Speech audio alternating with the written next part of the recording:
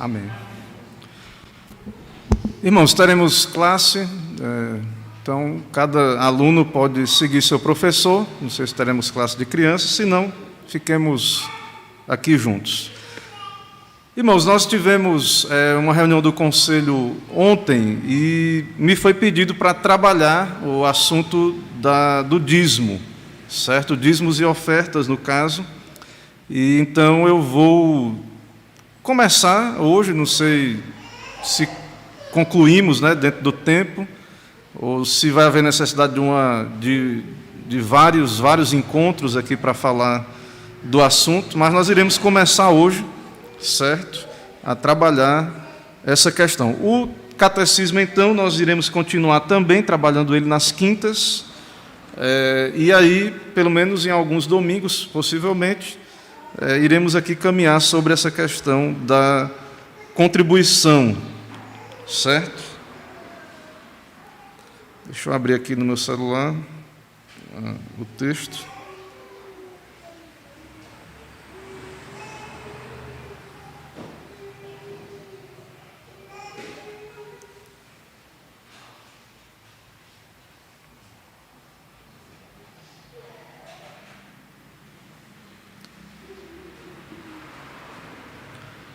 Vamos orar mais uma vez? Oremos então. Senhor, nós te agradecemos, ó Pai, porque o Senhor nos dá esse momento de estudo, de classe, e para tratarmos desse tema, ó Deus, bíblico, o método de contribuição do povo do pacto, do povo da aliança, e buscando, ó Deus, na Tua palavra, instrução. Também temos na nossa igreja, através dos nossos concílios, ó Deus, também orientações, e que vamos observar aqui. Pedimos a iluminação, a condução, sabedoria para tratarmos desse assunto, que toda a glória seja ao Senhor e que seja o Teu Espírito a nos iluminar, a nos convencer daquilo que será exposto, aquilo que é bíblico, aquilo que é de acordo com a Tua santa palavra. Assim vem o Teu reino aqui e trabalha em cada coração, orienta. É no nome de Jesus que oramos e agradecemos.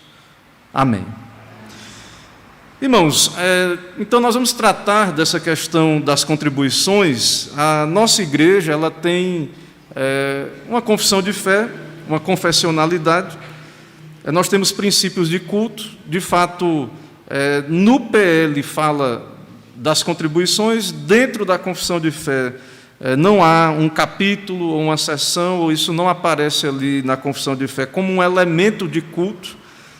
Mas nós temos constituição, nós temos concílios, e o nosso concílio solicitou no ano de 2013, e depois houve um trabalho em 2018, sobre essa questão, e um trabalho muito bíblico. E o fato de não haver um capítulo na confissão de fé, há muito material, a gente não tem às vezes acesso a tudo na teologia reformada e puritana, mas há materiais sobre isso. E esses irmãos que trabalharam, vamos ver aqui, fortemente embasado nas Escrituras, o argumento, e também beberam dessa teologia, e isso foi então expresso aqui na nossa carta pastoral. Então, irmãos, assim, nós como igreja, nós sabemos que na história da igreja, a teologia, muitas vezes, ela foi criada, assim, porque a teologia é uma resposta da igreja a Bíblia, a leitura bíblica e as demandas. Então, muitas vezes a teologia ela foi elaborada em reação a alguma heresia ou algum ensino errado, e é normal isso, nós sabemos disso. Ao mesmo tempo, ao reagir a esses erros, nós que somos cristãos temos que ter cuidado para irmos à Bíblia com todo cuidado. Nós trabalhamos com uma teologia, muitas vezes a preferência é pela sistemática, mas também usando uma teologia bíblica, ir a toda a Escritura e ver o que é que a Bíblia diz do assunto. Nós não podemos ser superficiais, ou ir só pelo senso comum, e porque tem hereges oprimindo o povo, usando essa ideia, essa teologia, essa doutrina do dízimo, para extorquir, para oprimir as pessoas. Nós não podemos chegar e negar uma situação, uma doutrina que é bíblica. Quer ver um exemplo? Hoje na internet, e aí hoje a internet é um lugar que é uma praça pública, todos falam, isso, por um lado, tem um lado positivo, das pessoas se comunicarem, terem a sua liberdade de expressar suas opiniões, mas quer ver uma situação, por exemplo, que é parecido, mas não é a mesma coisa. Por exemplo, para nós que somos cristãos, nós cremos que há um Deus soberano e que existe autoridades. E, por exemplo, nós cremos que há um direito divino nas autoridades públicas em arrecadar impostos. Há um direito divino nisso. Hoje na internet tem uma turma que é secular, né, que não crê na Bíblia, que tem uma ideia de que não há um direito divino, é uma questão de convenção social, o Estado, e eles são contra qualquer ideia de impostos e tal, e tem uma visão de acabar com o Estado, por exemplo. Pronto, o Estado é corrupto? O Estado tem pessoas, tem pecadores ali, corruptos, tem toda essa situação. Justifica para nós cristãos, e eu não tenho nada contra quem expressa essas opiniões, escuto, discordo, mas justifica para nós dizer que não existe um direito das autoridades cobrar o imposto, porque elas são usurpadoras, são tirânicas, elas estão... o dinheiro a gente sabe que a gente contribui, paga os impostos, cada vez eles querem mais, não há retorno, tem toda essa argumentação. Mas, quando nós vamos à Bíblia, nós vemos que existe governo, autoridades, e que elas têm o direito de, sim, a gente pode discordar essa questão da quantidade e tal, mas eles são autoridades, é decidido lá. E nós, como cidadãos, de uma maneira ou de outra, gostando ou não, muitas vezes isso vem embutido, né, nos produtos, tem a questão do imposto de renda, outros impostos que vão incidindo, e você paga bem bonitinho. E se você não fizer o seu papel de cidadão, você vai preso, ou acontece alguma coisa, que eu não sou da área legal, mas se você for descoberto aí na malha fina, alguma coisa, você vai sofrer todas as sanções e com justiça, de certo modo, né, o Estado ele tem esse poder aí de fazer esse tipo de coisa. Então, independente dessa questão, o que eu estou querendo mostrar com isso, é que uma coisa... um abuso e tal, não anula um direito que Deus dá a uma autoridade.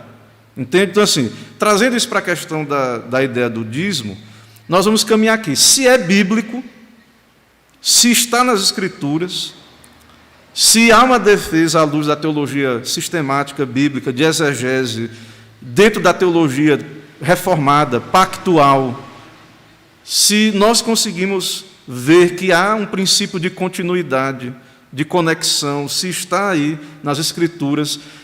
Irmãos, não importa se o herege lá está roubando, oprimindo, se gente sofreu abusos, se é uma verdade bíblica, nós vamos às Escrituras.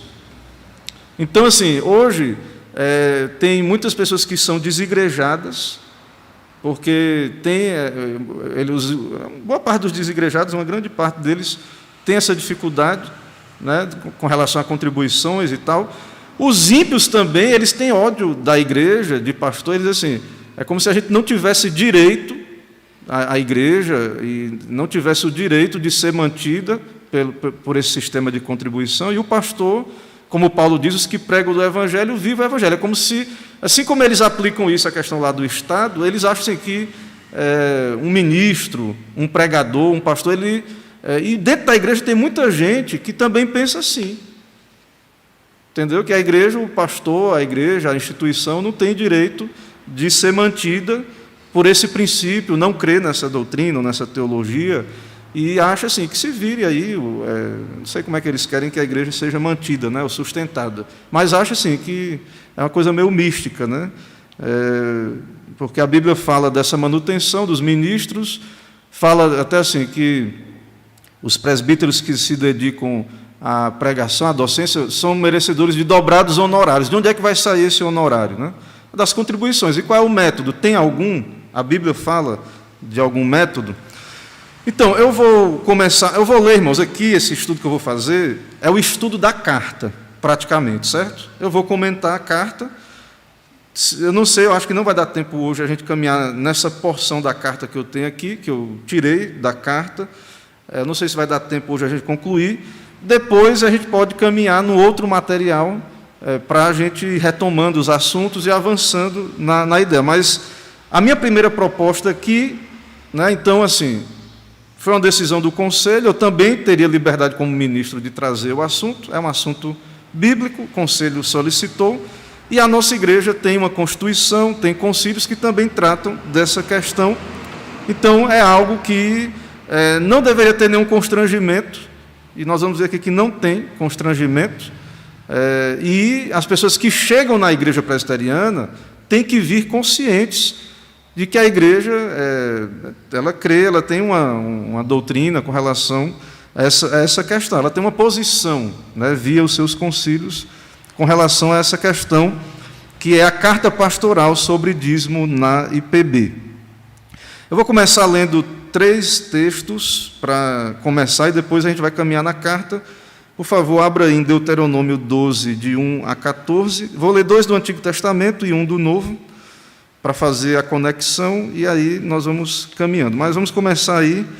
Não se preocupe que não vai ser só textos da lei, porque alguns argumentam, né? Isso é coisa da lei e tal, não vai ser apenas baseado na lei. E com relação a essa questão, irmãos, das interpretações, nós temos uma interpretação bíblica e não ignoramos que há debates no meio acadêmico, que há pastores ligados ao movimento reformado que têm pensamentos diferentes. Nós não ignoramos que há esse debate, que há, mas por isso que eu estou trazendo a carta pastoral da nossa igreja, para que fique claro, né, que há uma posição, embora nós não ignoramos que na internet, nessa questão que eu falei dos desigrejados, e no meio acadêmico também, literatura e tal, existe todo esse debate aí, e nós temos plena consciência disso, mas, ao mesmo tempo, como afirmamos, temos uma teologia bem sólida própria e não precisamos apenas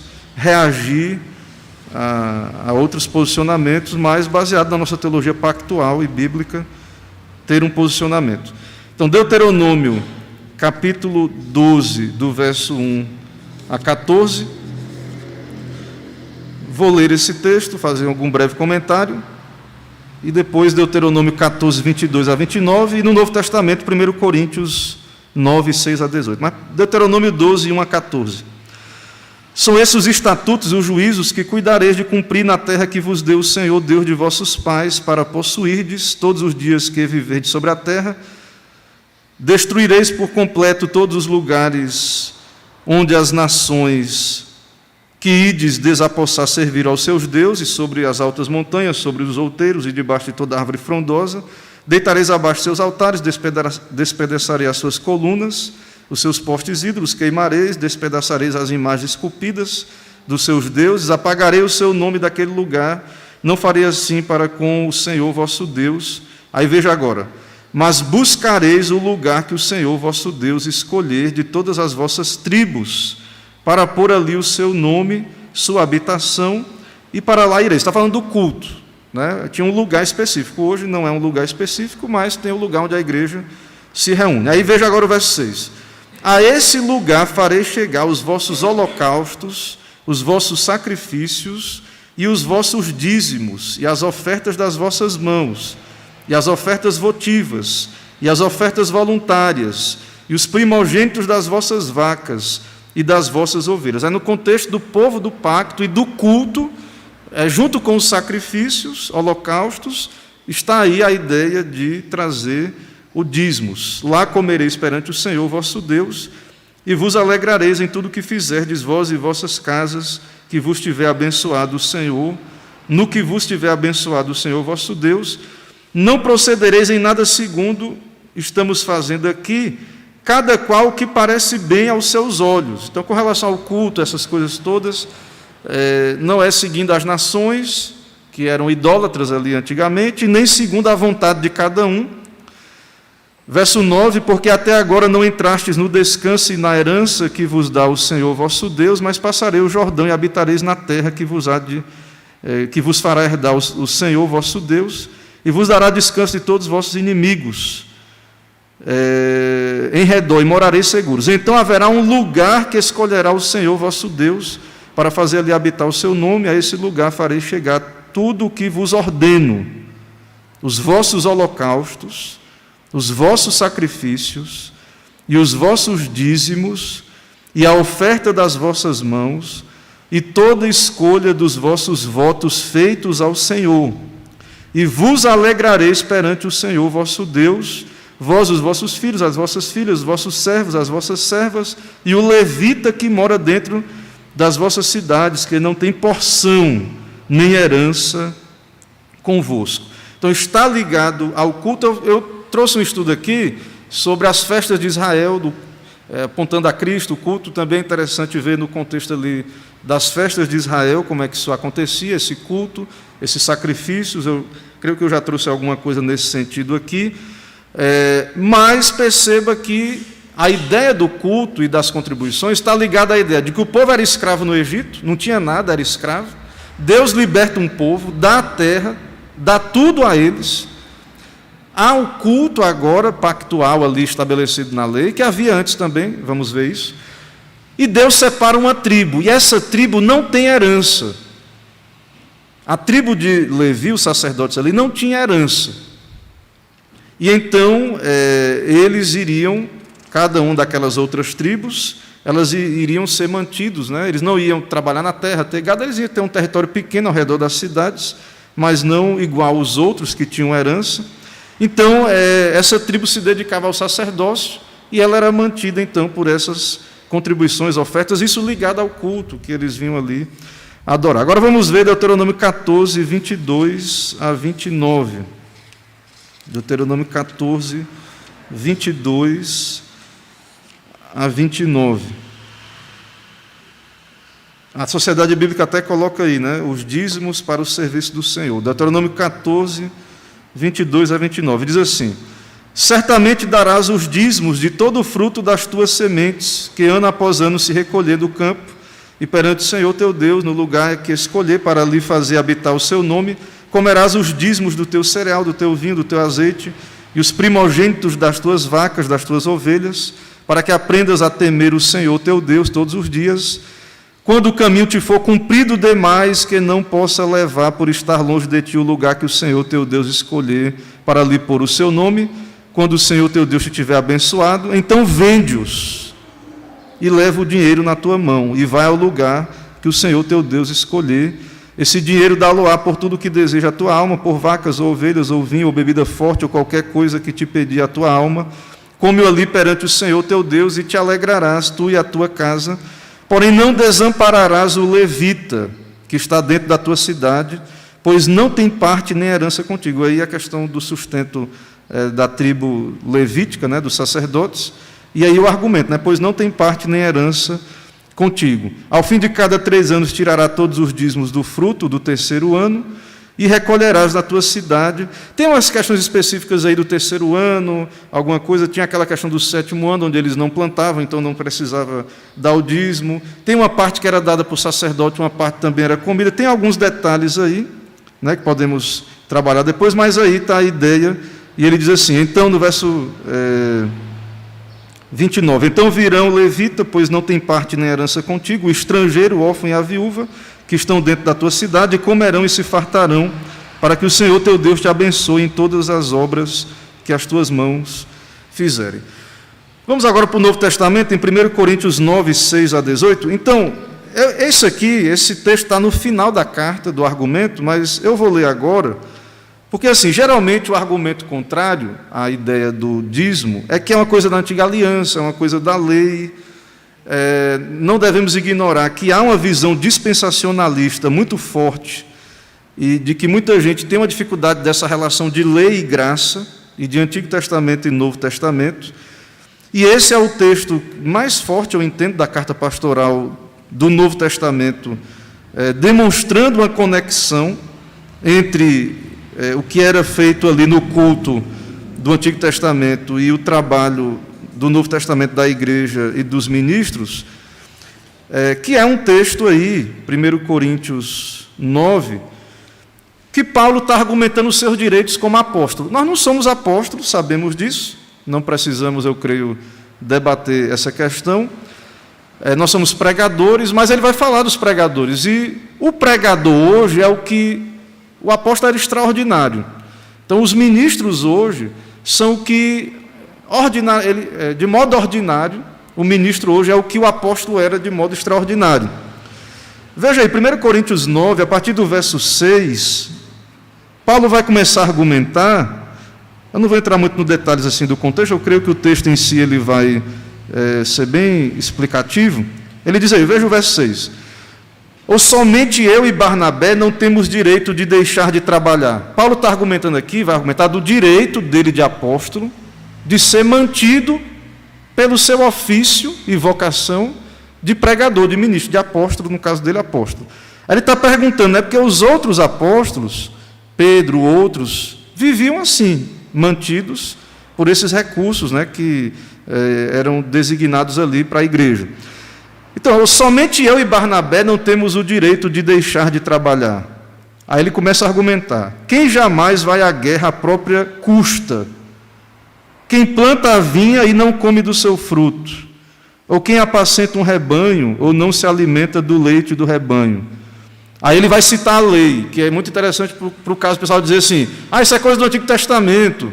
Aí Paulo ele vai pegar a lei e vai citar. E vai dizer assim, ou não diz também a lei, porque na lei de Moisés está escrito, não atarás a boca ao boi quando pisa o trigo. Aí ele questiona, acaso é com bois que Deus se preocupa? Ele está dizendo o quê? Esse texto lá da lei que estava falando de boi, não estava falando só de boi. Ele tem uma aplicação mais profunda que Paulo, como apóstolo, vai fazer aqui. É com bois que Deus se preocupa? Aí ele vai dizer, ou é seguramente por nós que ele o diz. Então é um texto da lei, que tinha um contexto ali do boi mesmo, que o indivíduo tinha um boi, que não era piedoso ele amarrar a boca do boi quando estava pisando o trigo ali, girando o moinho. Mas ele está dizendo, não, isso não é, vocês não entenderam nada. Isso não é de boi que está, não é só boi que está sendo tratado ali. Ele está dizendo, ou é seguramente por nós que ele o diz. Aí ele diz, certo que é por nós que está escrito. Veja a conexão, o argumento, é por nós que está escrito. Pois o que lavra, cumpre fazê-lo com esperança. E o que pisa o trigo, faça-o na esperança de receber a parte que lhe é devida. Se nós vos semeamos coisas espirituais, será muito recolhermos de vós bens materiais? Se outros participam desse direito sobre vós, não temos nós em maior medida? Entretanto, não usamos desse direito. Paulo não usava desse direito. Paulo ia lá e fazia tenda. Mas tem muita gente hoje que é contra o dízimo e acha assim, um pastor, irmãos, pode abrir mão? Pode, se ele nasceu de família rica, ou ele tem condições, ou ele tem outra... Alguns abrem mão, mas é um direito. Você abre mão de algo que você tem, de um direito. Então, antes de abrir mão do direito, tem que ficar claro que o direito existe. Porque tem muita gente que acha que não existe esse direito, que Paulo está argumentando aí, que estamos inferindo disso, que isso se aplica, então, ao ministério. Só que Paulo abriu mão desse direito, mas ele tinha o direito. E ele fez isso voluntariamente por um propósito pessoal dele.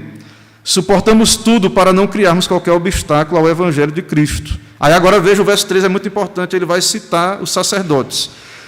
Não sabeis vós que os que prestam serviços sagrados do próprio templo se alimentam, e quem serve ao altar, do altar tira o seu sustento? Agora vem, olha o assim diz o Senhor. Olha o assim diz o Senhor. Verso 14, Paulo é apóstolo, aqui é Bíblia, e aqui é assim diz o Senhor, verso 14. Assim ordenou também o Senhor aos que pregam o Evangelho, que vivam do Evangelho. Aí tem um monte de desigrejado, gente que é contra o dízimo, nada contra o pastor que está lá, vai ser pedreiro, vai fazer outras coisas, advogado, alguma outra coisa, e tem uma renda daquilo ali, nada contra. Dependendo da circunstância pessoal, da situação, mas a Bíblia está dizendo o quê? O soldado, ele tem que agradar aquele que o arregimentou. O soldado não vai à guerra às próprias custas. E é um assim diz o Senhor, isso aí é Bíblia. É palavra de Deus, nós temos que ensinar, crer e guardar tudo que nos tem sido ordenado. Então, é uma ordem de Deus. O Senhor ordenou que os que pregam o Evangelho vivam do Evangelho. Agora, claro, irmãos, nas nossas relações, se você se relacionar assim, tudo é o meu direito, e só ficar esfregando na cara do outro seu direito, você cria uma tensão, você perde muita coisa, né? E Paulo sabia disso, ele não queria ter nenhum empecilho à pregação do Evangelho.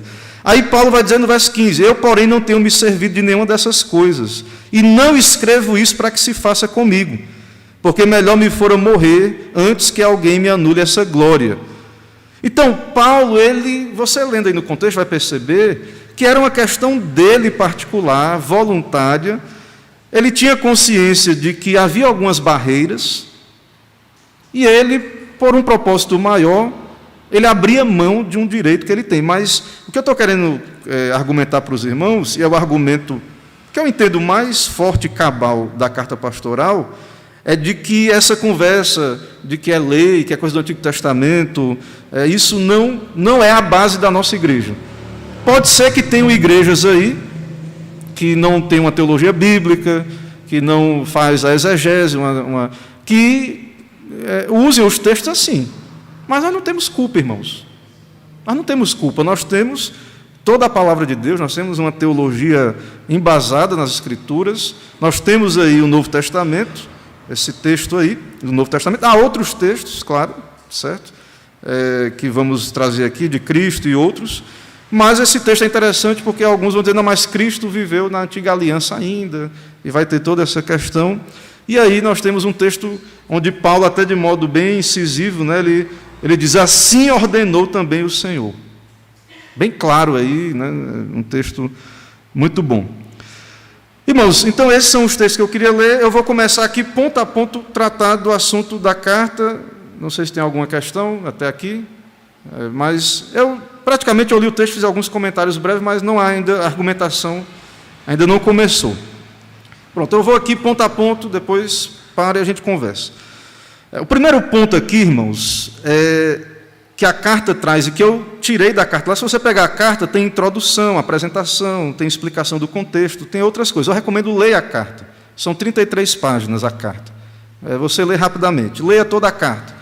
Tem algumas partes ali que eu não coloquei aqui no começo, por entender, você pode ler lá e não é o principal para o argumento, não desprezando. Então, quando você pegar a carta ali, tem introdução, apresentação, e ele vai pegar e fazer um estudo de palavra, do hebraico, se eu não me engano, do hebraico, do que é oferta, dízimo.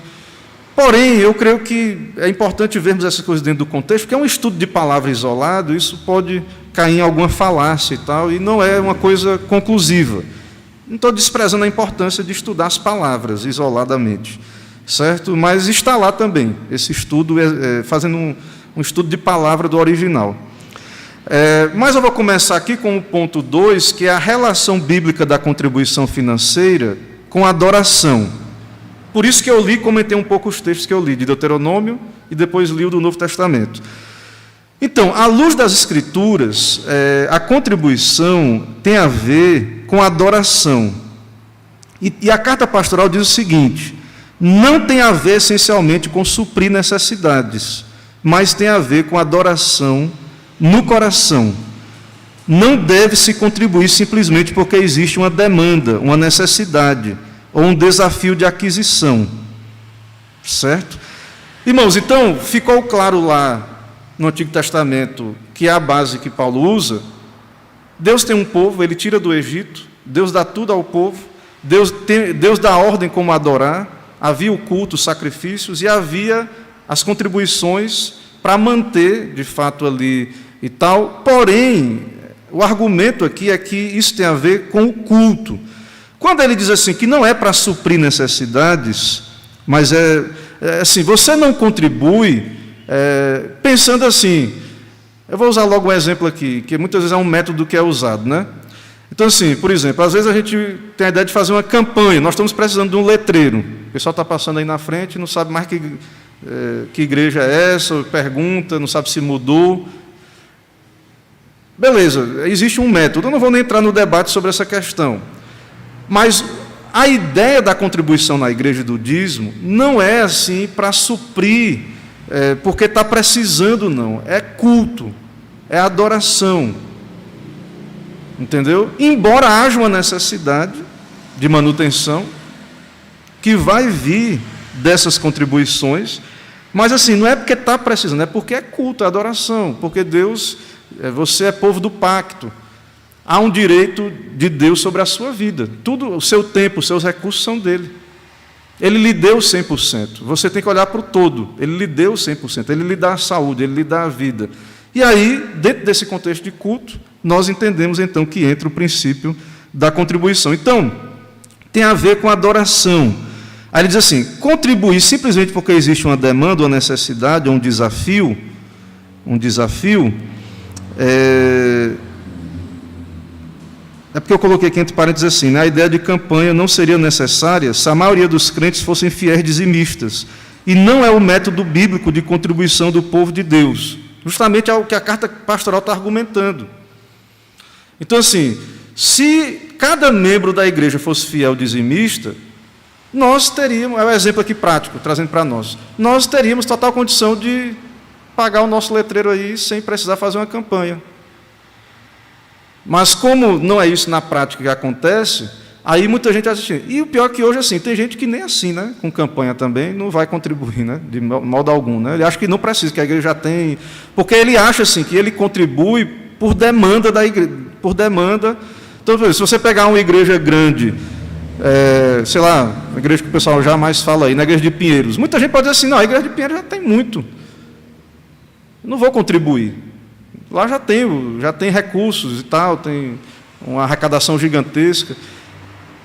Então assim, a ideia não é por isso, não é por demanda, é por adoração, o princípio é esse. Aqui ainda nós estamos falando de princípio, né, geral, mas a gente vai entrar na argumentação bíblica de novo, mais na frente. Mas o princípio, claro, extraído da Bíblia é esse, que é a adoração, não é a ideia de demanda, de necessidade, certo? E às vezes, essa questão da campanha tem um lado bom, porque a gente precisa fazer as coisas e acaba conseguindo, mas isso cria na cabeça das pessoas essa ideia. Eu contribuo porque tem uma demanda. Não, você contribui porque você é salvo, Deus lhe salvou, lhe deu tudo, é um princípio. Nós entendemos como igreja que devemos contribuir, porque é um princípio bíblico. Essas coisas podem existir ou não, ele está falando das demandas. Pode existir uma demanda ou não, mas independente disso, dar coisas reflete não apenas desprendimento, mas veneração, devoção e culto. Contribuir revela o entendimento da relação pactual e da mordomia cristã dentro dessa relação com o Senhor. Eu coloquei isso aqui. Contribuir, então, revela esse entendimento. Eu estou numa relação de pacto. Deus me salvou, Ele é meu Deus. E eu sou mordomo. E tem outro fator, que é a relação também com a igreja visível. A igreja tem uma constituição, está lá claramente a ideia do dízimo também. Você, quando entra na igreja, você também faz juramentos, votos de submeter às autoridades, de reconhecer, então, que você entende que está correto aí a nossa confessionalidade e também promete aí, faz juramento de submeter à Constituição da igreja. Mas eu creio que a parte teológica é mais importante, mas existe esse outro aspecto aí também. Irmãos, com relação a esse ponto de que a contribuição tem a ver com adoração e não com demandas, eu não sei se ficou claro aí, se eu conseguir expressar aqui sem, né, entrar em algum conflito aí. Mas ficou claro alguma dúvida? A ideia aqui desse ponto da carta pastoral, isso aqui é a carta pastoral. Então, esse pensamento de que, assim, está precisando, é porque o pastor está precisando, a igreja, né? Não, você contribui por adoração, essa é a ideia aqui. Agora a gente vai começar a primeira parte aqui, onde nós vamos para uma teologia bíblica, a gente vai caminhar na Bíblia. A primeira referência bíblica sobre a oferta, onde é que começa? Não é na lei. A primeira referência na Bíblia aparece a palavra minhá, oferta de legumes ou de cereais. E aparece na adoração em Gênesis 4, Caim e Abel. Então, houve a queda, né? Houve a queda ali. Vai ter essa história de Caim e Abel, e você lembra que o gatilho da coisa toda ali foi o culto, certo? Vamos abrir aí Gênesis capítulo 4, verso 3 e verso 5. Gênesis 4, 3 e 5. Então, antes da lei, já tinha a ideia de sacrifício, de culto. Na verdade, Deus matou o cordeiro e tirou as vestes de figueira de Adão e Eva e cobriu eles, né, com as peles do cordeiro. Então, já há toda essa ideia de culto, de Deus ter um povo, de ser adorado. Então, veja aí, Gênesis 4, 3 a 5. Aconteceu que no fim de uns tempos, trouxe Caim do fruto da terra uma oferta ao Senhor. Abel, por sua vez, trouxe das primícias do rebanho e da gordura deste. Agradou-se o Senhor de Abel e de sua oferta, né, o culto, e também fala aí da oferta. Tem todo um debate aí, irmãos, que eu não vou entrar nele, assim, mas fica claro que tem a ver com o culto, essa questão aí da oferta de cereais. Alguns vão dizer que a oferta de Caim não foi aceita porque não teve sangue. Alguns vão dizer isso. E que a oferta de Abel foi aceita porque teve sangue. Há um estudo da Septuaginta que em Hebreus 11, na Galeria dos Heróis da Fé, faz referência a esse texto. Abra lá, Hebreus 11, 4. Eu não vou dizer, né, porque eu não fiz realmente, eu não fiz exegese desse texto. Aí, Hebreus 11, 4, certo? Mas alguns teólogos fazendo exegese, olhando para a Septuaginta, eles entendem que há uma ideia aí de quantidade aí do que foi oferecido. Veja aí, Hebreus 11, 4. Pela fé, Abel ofereceu a Deus mais excelente sacrifício do que Caim, pelo qual obteve testemunho de ser justo, tendo a aprovação de Deus quanto às suas ofertas. Por meio dela também, mesmo depois de morto, ainda fala. Então, alguns teólogos, fazendo a exegese desse texto, dizem que há embutido, quando ele diz assim, ofereceu mais excelente sacrifício, alguns acham que tem a ver até com quantidade. Então, tem a questão, sem entrar na profundidade do debate, mas tem a questão, talvez, do sangue e tem a questão de quantidade.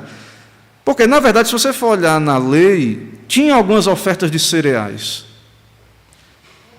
Talvez a questão de que essa oferta não estava associada à de sangue.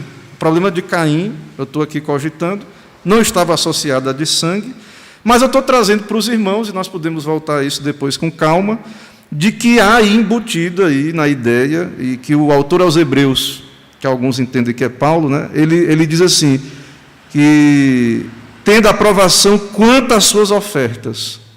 Né, quanto às suas ofertas. Diga, minha irmã.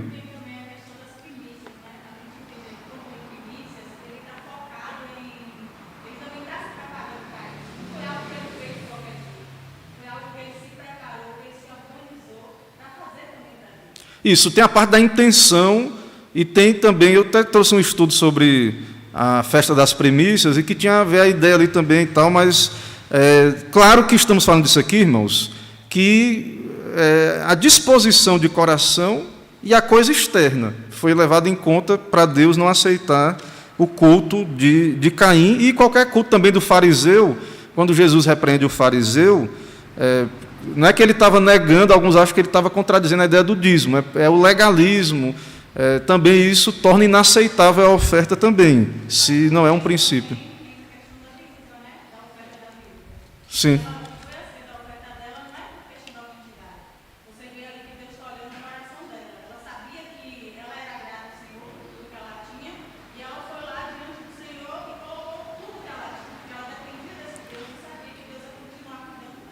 Esses dois aspectos, irmãos, considerem que, quando a gente fala assim, quando eu estou argumentando assim, que essa ideia de contribuição acontece dentro de uma relação pactual e dentro de uma relação de culto, entenda que eu estou querendo dizer que há uma relação de relacionamento de amor, de gratidão, o seu Deus, porque o pessoal, quando fala de lei, o pessoal que tem essa divisão dura, acha assim, o Antigo Testamento era lei, a coisa forçada, obrigada, senão Deus punia, matava, e o Novo Testamento é a graça.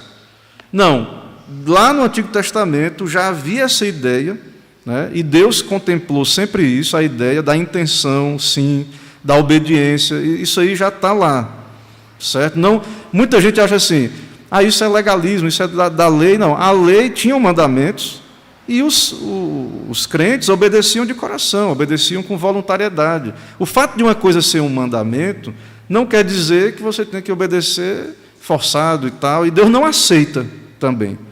Se você faz por legalismo, essa é uma oferta que não é aceita também. Então, por isso que a gente tem que orientar, porque também acontece isso na igreja, isso também é outro erro, né, de pessoas que acham assim, eu cumpro esses deveres aqui, eu estou tudo certo entre eu e Deus, porque eu cumpro aqui esse dever, sou membro, dou meu dízimo, mas não cultua, não é feito de coração, não é feito por fé, não é feito por um ato de fé, em submissão à palavra. Isso também é um problema, né? E nós temos essa dificuldade aí. Agora, isso não anula, se a nossa teologia está correta, é a nossa carta, de que está certo o ato externo de fazer.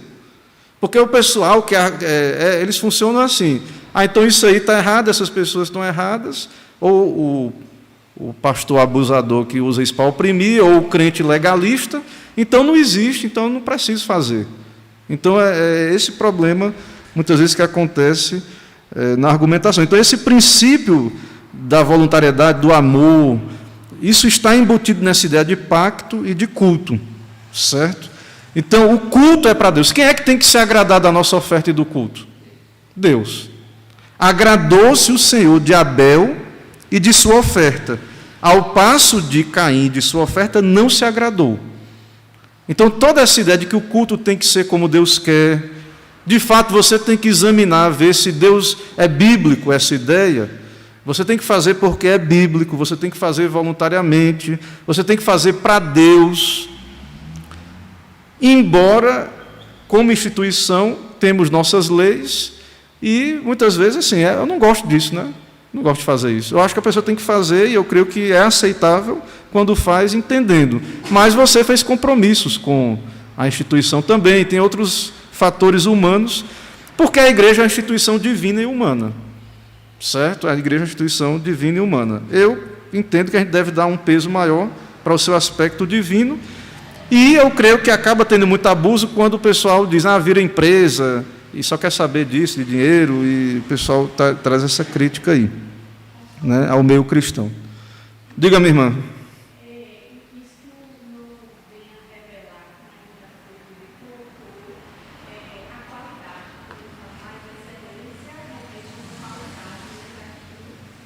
Sim.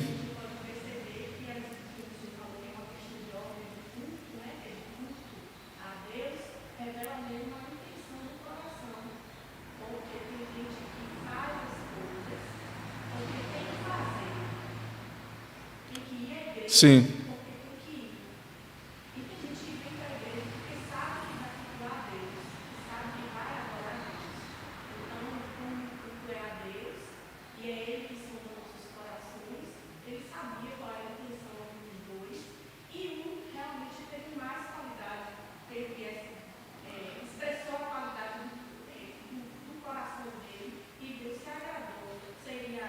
Eu creio que Caim errou nos dois. Ele errou na intenção, ele era ímpio, né? E também na forma. E é possível, estou argumentando, baseados em estudos que eu preciso também fazê-los, mas de teólogos e tal, que é possível, não estou batendo martelo, que errou na quantidade. Certo? O que eu estou trazendo para os irmãos é isso. Certo? É possível que esteja embutida a ideia, tanto da intenção, do culto e tal, não associada ao sangue, alguns vão argumentar, e é possível que a quantidade também. Que Deus não se agradou também. Certo? Então, mas eu não vou ser tão categórico, é uma coisa que eu preciso, de fato, fazer uma pesquisa maior. Certo? Mas é porque a nossa tradução, vou passar, a nossa tradução, realmente a tradução lá de Hebreus, quando ele diz assim, ofereceu o mais excelente sacrifício, transmite a ideia só de qualidade, mas a ênfase na qualidade, mais do que a quantidade. Mas eu estou argumentando para os irmãos que é possível que sejam os dois. Tanto foi menos excelente em qualidade, quanto em quantidade também. Alguém? Presbítero? O irmão. Diga, meu irmão.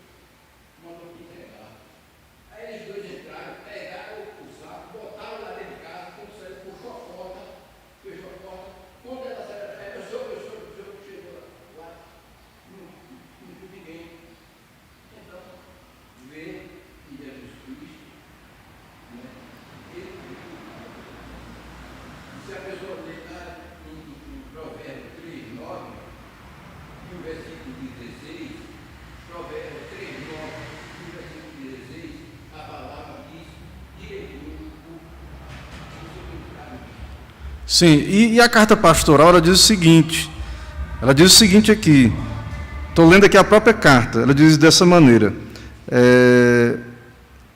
Deus é ligado ao culto, ele diz o seguinte, é Ele que deve ser adorado.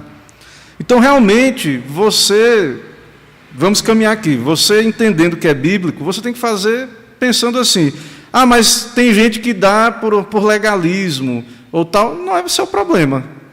Certo? Você tem que fazer para agradar a Deus, certo? Você tem a viúva lá, ela tinha pessoas olhando, tal, mas ela fez aquilo, foi aceito porque ela fez para Deus.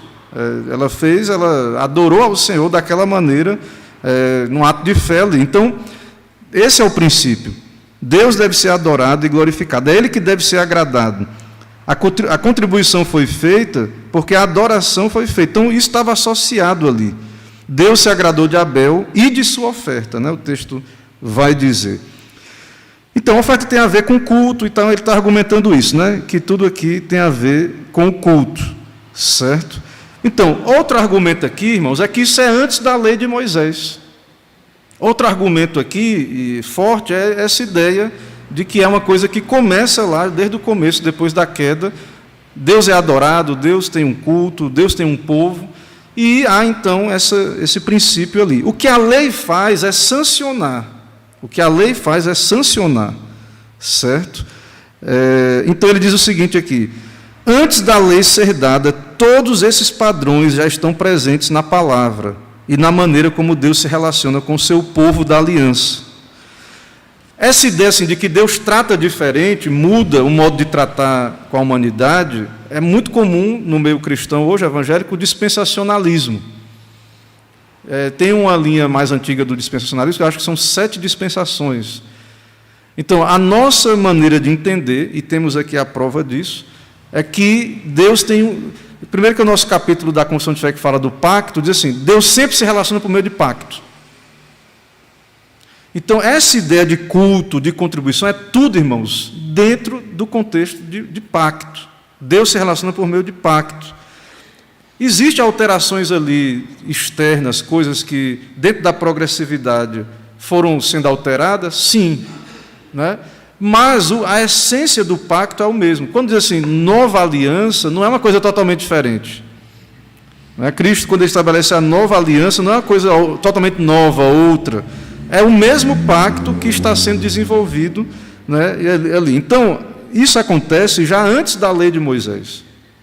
E, no caso, nós vamos ver, né, e vimos lá em 1 Coríntios, que isso tem uma continuidade no Novo Testamento. Certo? Então, tem toda uma base aqui bíblica na história da redenção, que o dízimo, a palavra dízimo existia antes da lei mosaica.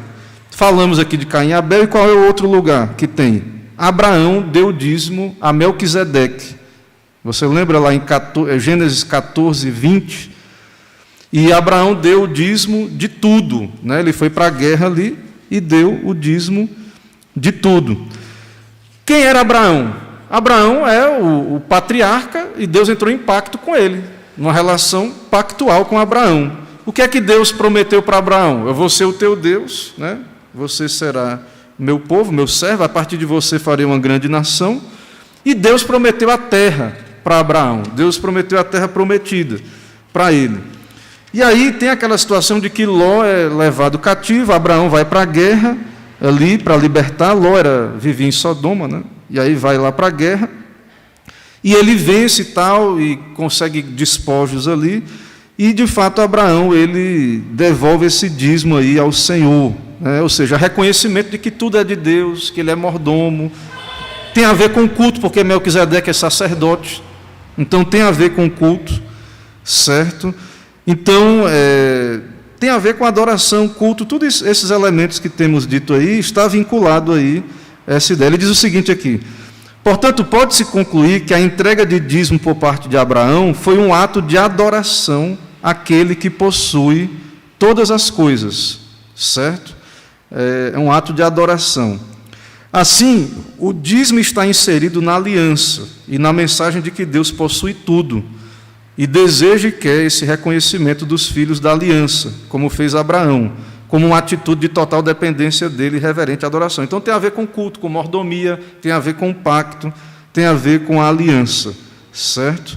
Irmãos, com relação a Abraão, algum detalhe, algum comentário, alguma ajuda aí para a gente interagir aí sobre essa questão de Abraão? Sim.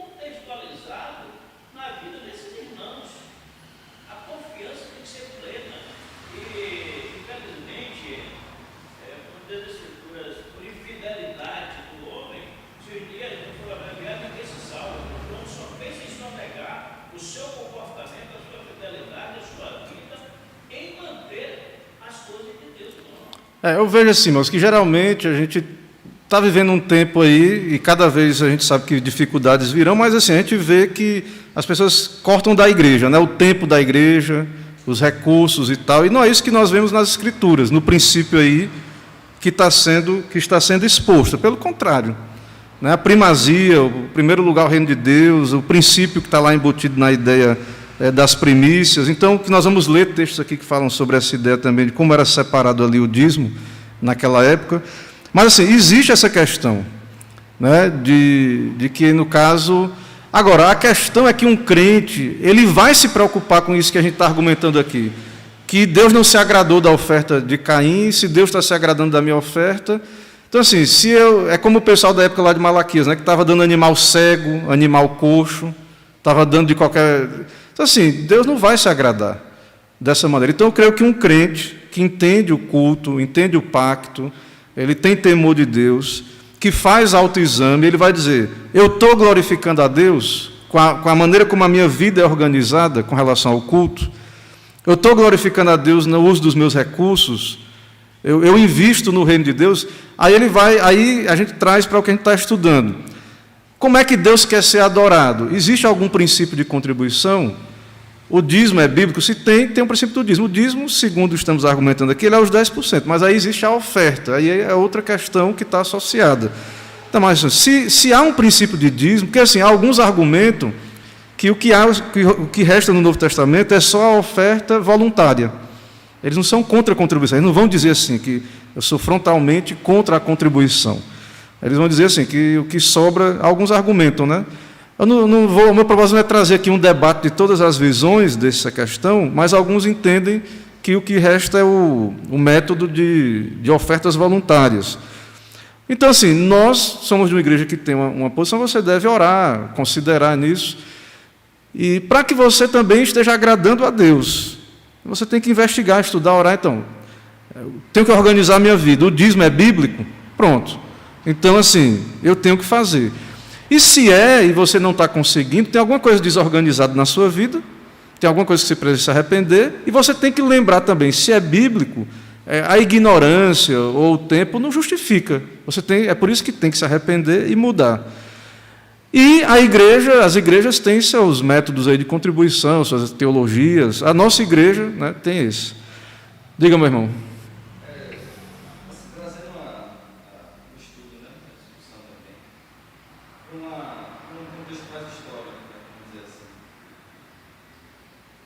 A gente pode observar no Novo Testamento, como o senhor falou aí, tem essa ideia, talvez eu também seja mais propenso a essa ideia, né, de que a gente vê de uma maneira mais forte, né, a ideia da contribuição voluntária e da oferta, né, visto que, às vezes que Jesus se refere ao dízimo, né, ele está sempre combatendo ali a hipocrisia dos fariseus, tá? Até ele fala, né, não é justo que vocês façam essas coisas, mas não ignorando as outras, né? Mas sempre ali focado na questão do texto daqueles fariseus zelosos que traziam os seus dízimos fielmente para o mantimento do sacerdócio arônico, né? Que era esse o objetivo, né, do dízimo, tanto no Antigo quanto no Novo, depois da lei, né, depois da extinção da lei, era o mantimento do sacerdócio arônico. E a gente vê, depois no relato de Atos, um crescimento expansivo da igreja, né? Ali a gente vai ver o relato da conversão dos 3.000 e tal, né? E aí se pergunta como é que eles se mantinham, né? Como é que a igreja naquela época, daquela expansão tão grande em Jerusalém do cristianismo, como é que a igreja se mantinha. E a gente vai ver os relatos de Atos aí, da questão de um comunismo, se a gente pode chamar assim, né? Não pode ser de comunismo hoje, né? Mas com relação aos irmãos, a gente vê claramente isso em 4, 5 textos de Atos, que vendiam seus bens e tal, tinham tudo em comum, no sentido de que eles ofertavam a igreja. A gente vê ali a oferta de, não sei se o nome dele, que ele vende a propriedade dele ali, acho que é Atos 11, e deposita o valor aos pés dos apóstolos e tal, né? E naquela época, o próprio livro de Atos vai dizer que muitos judeus se converteram e eles eram zelosos da lei. E fontes primárias, históricas, vão mostrar que esses primeiros judeus, né, que se converteram ao cristianismo, eles realmente tiravam as sua parte para dar ao tempo. Né? Só que aí acontece uma coisa dentro da história, né, cristã, que é a destruição de Jerusalém. Eu acho que marca muito essa questão do sacerdócio. Né? Havia um templo, havia um lugar que os judeus fiéis depositavam, né, suas ofertas, os seus dízimos, né, realmente o dízimo, a 10ª parte. Né? Mas depois da destruição do templo de Jerusalém, os judeus, o relato histórico, né, eles ficaram meio que desnorteados com relação ao culto a Deus, né? Ao culto a Deus. E é aí que surge o culto sinagogal, né? Que é o culto, além das sinagogas, né? Que geralmente um rabino ou um líder, mestre da lei, né? Se juntavam e tal. Mas a gente vê, se juntavam para adorar a Deus, mas a gente vê nessa evolução aí da adoração do templo para o culto sinagogal um desaparecimento da questão do dízimo. Esse é o argumento do silêncio, né? Esse argumento aí também pode ser usado para o batismo infantil. Só que assim, esse argumento qual é? O povo de Deus, desde antes da lei, esse era o método, estava acostumado, era uma coisa corrente, comum. Essa questão da oferta, a carta trata mais na frente, né? A questão de Jerusalém é um contexto histórico muito específico, onde haviam profecias da queda de Jerusalém. Não estou dizendo assim que alguém, na história da igreja, tem vários exemplos, né? De pessoas que venderam tudo e ofertaram, não só lá na época, né? Mas havia uma questão específica ali com relação à queda de Jerusalém e também associada à ideia de suprimento. Lá na lei também tinha isso, dos necessitados também tem essa ideia, ela também já está lá na lei. Mas assim, realmente é um momento histórico muito específico para você generalizar ali. É muito complicada a aplicação, tanto que alguns realmente usam isso para a ideia de comunismo mesmo, alguns já argumentam assim, né? Mas essa ideia do silêncio, ele vai falar mais na frente. Mas assim, a gente geralmente argumenta que tem uma visão de continuidade, de não quebra, que realmente assim está embutido ali, entendeu? Não é argumento de que não havia a ideia de dízimo, a ideia do silêncio, porque Jesus, quando ele fala e tal, e ele critica, na verdade, a hipocrisia, e não há suspensão também. Então, é o mesmo argumento de silêncio, poderia ser dito assim, e onde é que foi suspenso? Onde é que está claramente dizendo que e tal? Não tem, a ideia não tem. Como um princípio que antecede a lei, na verdade, segundo o texto que lemos, né, de 1 Coríntios 9, há uma ideia de continuidade, certo? A ideia de continuidade. Mas não tem assim, um texto claro, como tem a ideia do batismo infantil, né, batizar as crianças, não tem assim. Você não vai achar.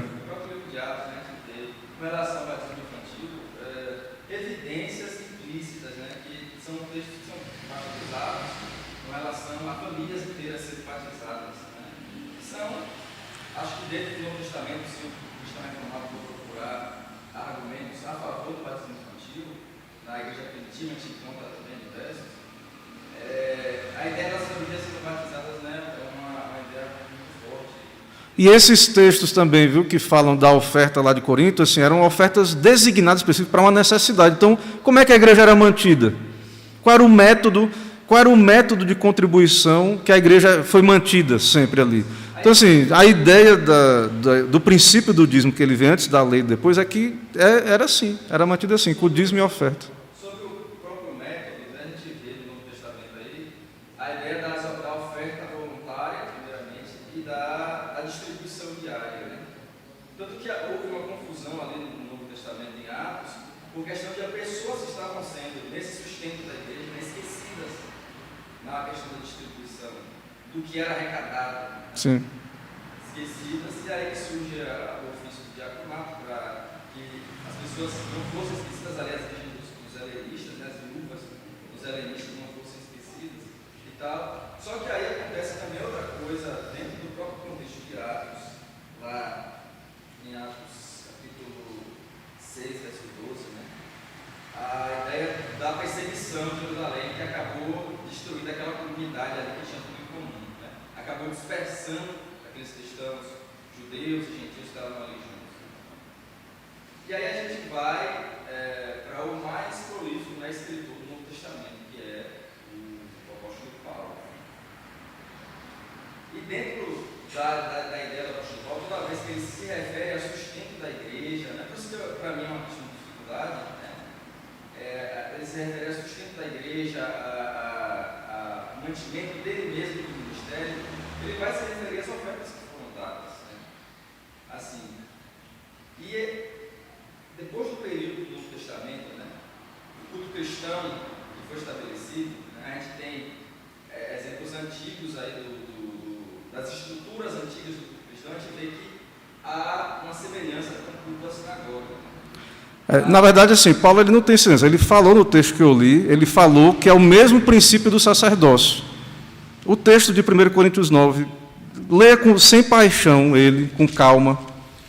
Veja lá que ele está fazendo uma referência à lei e ao princípio lá do sacerdócio. Agora, assim, nós não interpretamos assim, irmãos, a nossa fé reformada, ela não é assim. Tem um capítulo da nossa confissão que diz assim, que tem coisas que são inferidas logicamente. Então, assim, a nossa teologia ela não é baseada só em textos explícitos, mas se você perceber o argumento de Paulo no texto lá, que nós vamos voltar para ele lá na frente, é que há uma manutenção e o princípio é o mesmo. Então, assim, o silêncio, ele prova a continuidade. Ele prova a continuidade, certo? A continuidade da ideia, ele prova sim.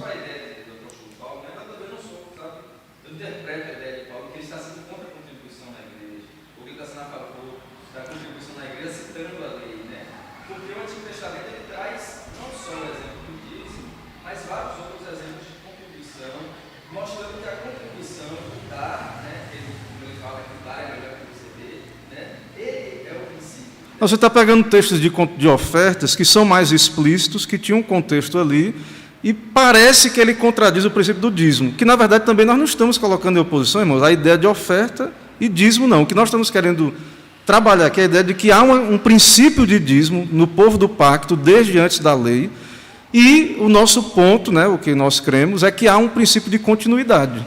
Ele não é abolido o princípio de que a contribuição do povo de Deus... Usar uma linguagem assim, né? Uma linguagem assim mais específica. Tipo assim, o imposto do povo pactual, aquele base ali, seria os 10%. O imposto seu como cidadão brasileiro é 27%, mais ou menos hoje, né? Talvez aumente, chegue aí mais a 40%, vá mais para cima. Mas, tipo assim, a contribuição do povo do pacto, houve um princípio antes da lei cerimonial, que os servos de Deus era 10%, claro, não que isso fosse o todo, poderia ter oferta. A oferta é o que transcende, né, o que iria além disso. Mas há um princípio que não é um princípio legalista, não era só da lei de Moisés, esse é o ponto. Que ele está, em toda a Escritura, está embutido aí, implícito, e, na verdade, o pessoal que usa o argumento do silêncio também cai nessa coisa. Como é que vai provar que isso cessou, foi abolido? Também não há. Você pega os textos de oferta, você só prova que tinha oferta. Você não prova que foi abolido o dízimo por causa disso. Aí é você que está inferindo. Você que está inferindo que uma coisa, tipo... Fica uma área subjetiva, né? Pelo argumento do silêncio, eu infiro que não tinha, e pelo argumento do silêncio, as pessoas diferem. É como a ideia do batismo infantil, né? Isso, é por isso que existe, irmãos, a interpretação, né? E por isso que existe, por exemplo, a nossa diferença com os irmãos batistas, né? Então, assim, eles inferem, não tem um texto explícito, dentro de uma teologia pactual, eles entendem que eles têm mais a descontinuidade nesse ponto do que a continuidade. Então, a gente diverge mesmo, certo? A gente vai acabar divergindo. E é por isso que é um ponto de que tem debate acadêmico, é um ponto que tem uma certa dificuldade, mas a nossa posição não é uma questão, o que a gente tem que entender aqui, só assim, existe a parte prática da igreja administrativa, o diácono, na nossa Constituição, é responsável pela arrecadação e tal, o presbítero, o conselho vai ter essa questão. A igreja ela é uma instituição divina humana, ela tem a parte administrativa, ela tem CNPJ, ela se organiza, tem autoridades que vão estar observando isso. né? E aí vem a parte teológica também. A nossa igreja também tem uma base teológica para isso. Não é como os outros aí, só para poder... Existe uma argumentação, existe um porquê que nós fazemos o que fazemos. E não é para desagradar quem pensa diferente, ou simplesmente contradizer, embora quando a gente pensa diferente, às vezes isso pode gerar algum desconforto assim, em alguma situação, mas não é a ideia, entendeu? A gente tem que transcender isso, estar acima disso. O que nós estamos querendo trazer aqui para os irmãos, eu sei que é uma coisa que às vezes é pouco trabalhada com profundidade, né? É pouco trabalhado com profundidade, mas existe um porquê. Não é assim só por causa de interesses da questão da igreja visível, interesses humanos. Porque assim, eu sou pastor, né? O pessoal diz, é suspeito falar de dízimo, né? E tal, e a igreja falar de dízimo, mas não é, porque nós entendemos que há um porquê bíblico, certo? E eu, com toda a doutrina, é o que eu digo sempre para os irmãos aqui, orem, peçam direção para o Espírito Santo, você tem que ser convencido por Deus e pela palavra. Agora, as igrejas, instituições vão ter suas doutrinas, né? Suas crenças, como é que isso é organizado, né? E também é dever meu como pastor esclarecer à comunidade que há, os irmãos, como é que a nossa igreja acredita, como é que ela pratica, como é que ela está aí funcionando até agora, é assim, por questão teológica e prática, nas duas frentes. Então, assim, se os irmãos não... Eu não lembro, acho que eu não dei esse estudo aqui antes, né, sobre dízimo aqui. Então, assim, eu estou informando a igreja, os irmãos, conscientizando o conselho, os oficiais, né, os diáconos têm uma responsabilidade também. Você tem um compromisso assim, com a igreja que tem essas duas frentes, né? Eu acho que o ideal, o nosso compromisso com a igreja, é ter um alinhamento teológico, né, com a nossa denominação, isso é importante. E, em segunda instância, também, eu creio que, para a coisa funcionar, também existe a parte a institucional, também tem o seu lugar. Eu sou pastor presbiteriano, o meu dízimo ele vai para o presbitério, mas aí, todo começo do ano, o presbitério pergunta qual vai ser o meu dízimo. Né? Então, baseado no meu salário, eu digo quanto é que vai ser meu dízimo. Né? Às vezes é 400, 470. Aí, se eu tenho esse compromisso, aí eu não contribuo. Aí, o irmão que está lá plantando o campo, o missionário, ou aqui... Então, assim, a igreja ela também tem esse aspecto. Claro que, para culto, para agradar a Deus, eu creio que assim, é teologia. Deus está vendo se o culto é bíblico, a intenção, se você está fazendo para a glória de Deus, se é por fé. E tem esse outro aspecto também, que a carta pastoral, estou falando disso porque a carta pastoral trata disso também, certo? Desse outro aspecto.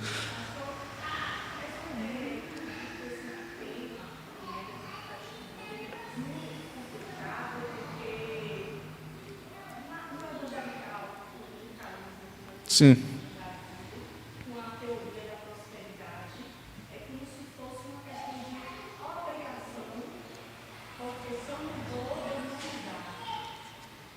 Isso, tem esse problema mesmo.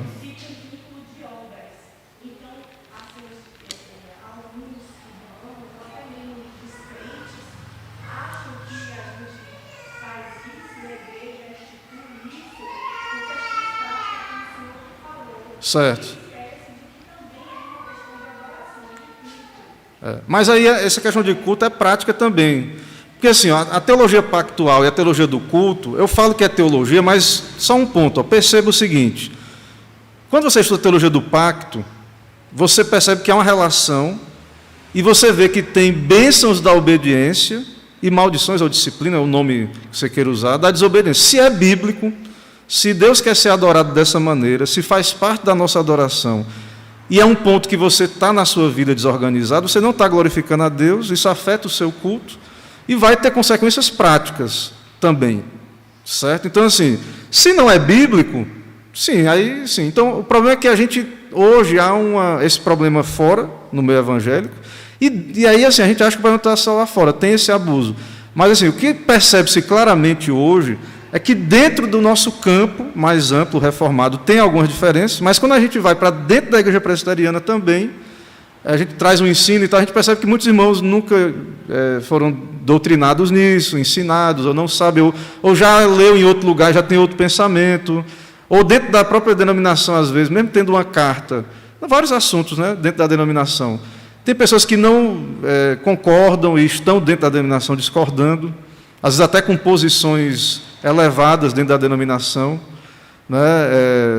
E aí, assim, isso gera toda essa situação que a gente tem, né? É o quadro que a gente vive hoje. Eu acho que todas as denominações estão passando por isso, mas toda denominação séria vai voltar para a sua teologia, para o seu papel, para os seus concílios, para a sua Constituição. Eu entendo que a Bíblia está em primeiro lugar, sim, mas a gente tem eu cito esses outros aspectos porque eles também estão juntos aí, fazem parte também, né, do nosso compromisso, certo? Mas assim, é prático, irmãos, isso, certo? Só que a gente não está acostumado também, por causa do neopentecostalismo, e as pessoas também são avessas à ideia de consequências, de responsabilidade, de disciplina de Deus. Então, assim, se eu estou cultuando, servindo a Deus de qualquer maneira, se eu não levo a sério o meu tempo com Deus, a questão financeira, eu acredito que não é por causa da ideia da prosperidade, do tomar lá da cá, mas é como você vê o caso de Caim. Deus não se agradou dele, do culto dele. Ele teve consequências, ele ficou transtornado, ele depois foi lá e matou o seu irmão, porque uma negligência, irmãos, um pecado, uma quebra de um mandamento, geralmente está associada a outra. Se isso é bíblico, que você está desorganizado, é possível que haja outras coisas na sua vida, desorganizado, bagunçado. E aí, se isso é bíblico mesmo, isso vai ser ruim para você, isso vai de mal a pior a sua vida em outras áreas. Às vezes você está preocupado com esse ponto, porque a vida está difícil, a questão financeira, você tem lutas ali, às vezes os recursos são poucos, você está preocupado com isso, às vezes. Eu sei, eu entendo que a gente vive num país difícil. Os impostos, os salários, às vezes o poder de compra, as pessoas lutam com isso. Isso é a coisa prática, real. Mas estamos aqui tentando trabalhar o princípio e ele tem importância espiritual prática. Se é que eu creio, né, que estamos corretos, é nosso dever. Ao mesmo tempo, também lembramos, e aí, colocando aí a graça, né, uma pitada de graça nisso aí, nós também não alegamos que somos perfeitos sempre, por isso que a relação com Deus, a gente peca, a gente erra, a gente pede perdão, a gente se arrepende. Agora, se nós não concordamos que é bíblico, aí vai acontecer, talvez, a gente ter discordâncias mesmo doutrinárias e práticas, e pessoas que contribuem desse método, outros que contribuem em outro método, vai ter uma pluralidade dentro da igreja. E isso vai tender, né, um reino dividido, ele tende a não se manter. Jesus já disse, né? Um reino dividido não se mantém. Então, a ideia de doutrina e teologia é a gente buscar unidade, né? Buscar unidade, a gente ter o mesmo pensamento, né? Senão a tendência é a gente acabar se dispersando, dividindo mesmo. Irmãos, não sei, o tempo aí já passou, né? Vamos fechar aqui o meu argumento aqui, só para a gente concluir. Então, deixa eu ver se dá para a gente parar aqui, já onde a gente está, para continuar no próximo domingo. Então, ali na lei de Moisés, isso foi instituído assim, mais claro ali, com o peso de norma, mais evidente, né? Ali com o peso de norma, mas não deve se desconsiderar o culto, o coração, o contexto de adoração, agradar a Deus. Mas assim, tem outros textos aqui, mas acho que se eu for ler a gente vai demorar muito. Eu acho que é melhor a gente deixar para próximo domingo mesmo. Então assim, irmãos, não tenha calma, não acha assim que está fechado aqui tudo, é porque não dá tempo mesmo, certo? Então assim, respire fundo, ore, certo? Tente trabalhar com base no que já foi colocado aqui, coloque diante de Deus, pesquise, ore, veja, leia a carta toda com calma, certo? Não é Bíblia, não é um documento perfeito, ninguém está dizendo isso aqui, como nossos documentos são padrões subordinados, mas leia com caridade, com desejo de aprender, observe o que está lá com toda calma, vamos caminhar mais, né, porque não vai dar para concluir hoje, e entenda que realmente existe essa posição, ela é bíblica, certo? Agora, pode ter outra pessoa que tem outra posição bíblica também, baseada na Bíblia, que a gente divirja, tem a divergência, que é o caso de que existem, né? Batistas, outros. E a gente tem que ter respeito, sim, com relação à questão da diferença. O que a gente tem que parar para refletir é como é que a gente vai agir dentro da mesma denominação. Então, assim, se você é totalmente contra a ideia de dízimo, aí tem que se ver, né, como é que vai operar isso né? Se você vai fazer porque é uma questão de compromisso de membro e tal, não sei, mas teologicamente a igreja ela crê assim, como começamos a argumentar aqui, certo? Irmãos, por questão de tempo, então vamos orar, vamos concluir com oração. Oremos. Senhor, nós estamos aqui, ó Pai, para Te glorificar e dedicar esse tempo ao aprendizado. Sabemos que há muitas coisas acontecendo ao mesmo tempo, em torno das nossas vidas, da igreja, na história, na nossa igreja dos nossos dias. Há muitas coisas acontecendo, ó Pai, em torno desse assunto. Muitas situações de vida particulares, influências, pensamentos, leituras, contatos que temos, ó Deus, com abusos com relação à prática, essa prática de contribuição, de ofertas. Sabemos, ó Deus, que é um tema difícil, que há toda uma luta mesmo para tratarmos desse assunto e compreendermos. Mas tira de nós, ó Deus, do nosso coração, toda suspeita, maligna, qualquer... embora haja aqueles maliciosos que tentam usar essa doutrina para prejudicar pessoas e extorquir, mas que possamos, ó Deus, para a Tua glória, nos aproximar desse tema com interesse real de investigar o que está na Tua palavra, não o que é do nosso interesse pessoal também, particular, e que o Senhor conduza a consciência de cada irmão, de cada um de nós. Que o Senhor oriente, ó Pai, que o Senhor trabalhe em cada coração, ó Deus, sobre esse assunto. E toma a nossa igreja local, a nossa denominação em Tuas mãos, dá sabedoria a cada um de nós. Também nós, independente da denominação, nós como servos Teus, parte do Teu reino, nos ajuda, ó Pai, a buscar de fato solidificar aquilo que cremos, aquilo que professamos, nossas práticas também, e tentar equalizar isso com o nosso compromisso, com a igreja local visível, com as instituições que o Senhor nos permite participar. Nos ajuda a ter tudo isso em mente, orando e buscando a Tua vontade, ó Deus, para nós, para a nossa igreja local, para a nossa vida pessoal, família e tudo mais. Assim, dá-nos um dia de paz, nos dá a meditar na Tua palavra, nos traz à noite para ouvir a pregação, e venha o Teu reino sobre nós. No nome de Jesus que oramos, agradecemos. Amém. Irmãos, orem sobre isso, vamos então em paz, né? Tragam os argumentos, leiam a carta, vamos conversar, né, sobre esse assunto aí. Que Deus nos ajude aí a chegar, né, a boas conclusões. Amém. Vamos em paz.